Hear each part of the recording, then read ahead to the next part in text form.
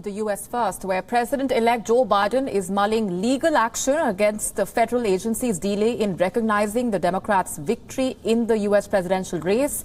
The General Services Administration usually recognizes a presidential candidate's victory when it becomes clear who has won the election, so that a transition of power can start.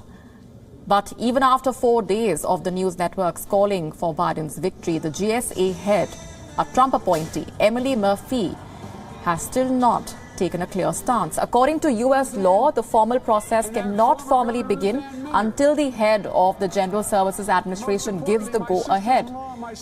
But at the same time, the law does not clearly spell out when the GSA must act. Biden's campaign group members saying that their victory is clear and a delay is not justified.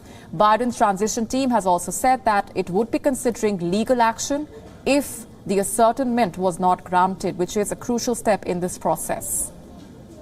The GSA allows the transition teams to fan across the federal government, from granting $6 million of funding to meeting with officials at the intelligence agencies, access to classified information and expanded office services and spaces.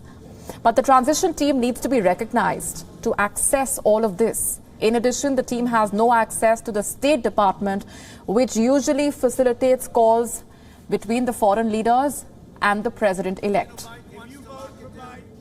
In an expected move, Donald Trump has not conceded election defeat. While election officials say that there has been no evidence of any kind of fraud during the presidential election, that has not stopped President Donald Trump and his team from repeatedly claiming that there was rampant illegal voting during the election. Trump's campaign has also filed a lawsuit, in fact, to block Pennsylvania officials from certifying Biden's victory in the state. He and his teammates have also filed a raft of lawsuits to challenge the results.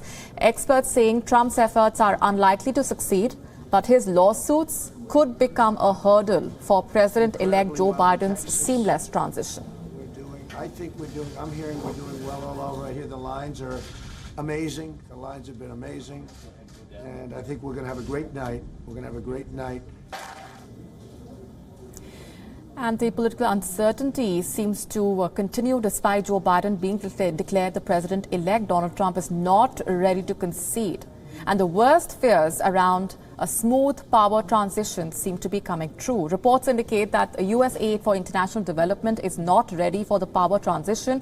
The acting head of the federal agency, which supervises the U.S. government's foreign aid process, has reportedly told officials that Biden's victory, the transition of power, the process has not started and will not begin until the General Services Administration steps in.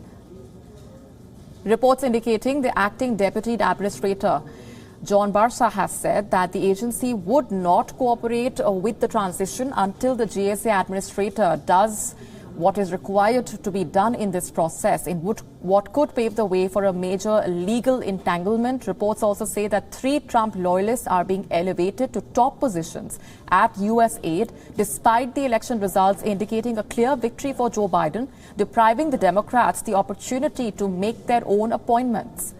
It has also been reported that Catherine O'Neill, a former Trump official in the U.S. State Department, will be the new White House liaison for the agency. Barsa, who was formerly U.S. aid's acting administrator, was supposed to step down from his position at the helm of the agency last week, but remained in charge. After the White House fired Bonnie Glick, who had been serving as the deputy administrator, Glick was not given any reason for that firing, but had supported the steps already taken in the transition.